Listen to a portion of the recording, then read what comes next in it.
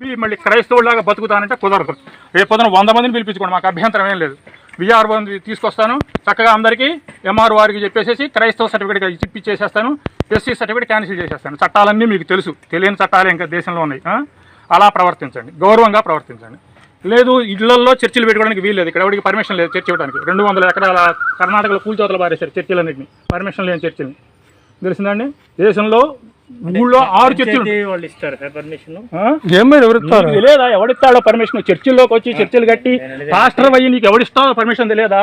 Collector permission ఉండాలి church కట్టాలంటే. 24 పర్మిషన్లు కావాలి చర్చి కట్టాలంటే. ఈ రోజు వరకు రాజకీయం ఏదో మీకు చెల్లుబాటు ఇప్పటి వరకు. ఇక రాజకీయం చెల్లుబాటు కదా, ఆ రాజ్యం పోయింది, పాత రాజ్యాలు పోయింది, మీ ఇష్టం వచ్చినప్పుడు తప్పేం లేదు. మిమ్మల్ని దూషించట్లేదు. రాజకీయ నాయకులు చేస్తున్న వాటి వల్ల మీరు దెబ్బతింటారు. మీరు చక్కగా బాగా జాగ్రత్తగా, మాకు 3 కోట్ల మంది ఉన్నారు, ఇంకొక 2 వస్తారు, యేసు వల్ల మాకేం బాధలేదు, మాకు ఇబ్బంది లేదు. కానీ చట్ట పరిధిలో మీరు ప్రార్థనలు చేసుకోండి, చర్చను మెయింటైన్ చేసుకోండి. చట్ట పరిధి దాటారా, ఇప్పుడు ఆ 2 తాళాలు పగలగొట్టి మేమే తాళం వేస్తాం, కలెక్టర్ గారు ఎంఆర్ఓ గారు వస్తారు, పంచాయతీ తీర్చి అప్పుడు మీకు తెరుస్తారు. అది గుర్తుపెట్టుకోండి. తెలిసిందండి? రేపు పొద్దున వస్తారు, మళ్ళీ ఎప్పుడు వస్తాం, విఆర్ఓని తీసుకొని వస్తాం. చర్చిలో ఉన్నప్పుడు అందరికీ ఎస్సీ సర్టిఫికేట్ క్యాన్సిల్ అయిపోతుంది, క్రిస్టియన్ సర్టిఫికేట్ వస్తుంది. మీకైనా అంతే. ఎవరికైనా ఉద్యోగాలలో ఉంటే గ్యారంటీగా మీకు ప్రతిబంధకం. ఓకే, మెయింటైన్ చేసుకోండి, జాగ్రత్తగా మెయింటైన్ చేసుకోండి చర్చిని. మాకు అభ్యంతరం ఏం లేదు. చర్చిని చక్కగా చూసుకోండి, యేసుక్రీస్తుని చెప్పండి, ఆయన దయాప్రమే చెప్పండి. కానీ మతం మార్చడం రాజ్యాంగం ప్రకారం నేరం. ఇక్కడ ఇళ్లలో ఎవరి దగ్గరికి ఇంతవరకు ఇంటికి నేను అసలు నువ్వు తెలియదు, అసలు రాకూడదు.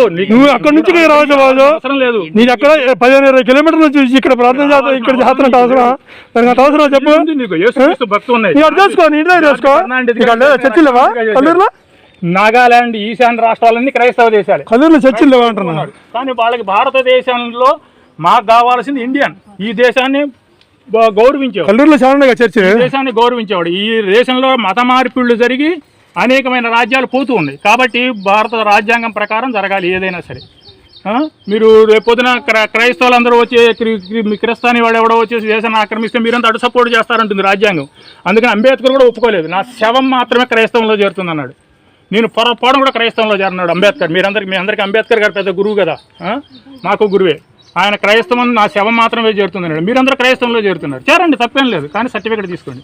నేను ఒరిజినల్ క్రిస్టియన్. నేను రేపు పొద్దున మీరు ఎక్కడ ఉంటారు? కల్లూరులో. నేను కల్లూరు షుగర్ ఫ్యాక్టరీలో పనిచేశాను. మీది ఎన్ఎస్పీనా?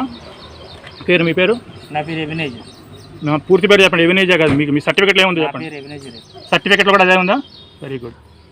చూసుకోండి, జాగ్రత్తగా చూసుకోండి. రేపు 2-3 రోజుల్లో మళ్ళీ మాకు ఇంకొకసారి జరిగిందంటే ఇక్కడ కలెక్టర్కి ఎంఆర్ఓకి ఇస్తాం. ఆల్రెడీ అక్కడ ఆర్సీసీ వాడు చర్చి కొడితే తీసేసాం, పీకాతలు పారేసాం. పాతకాలం రోజులు పోయినాయి.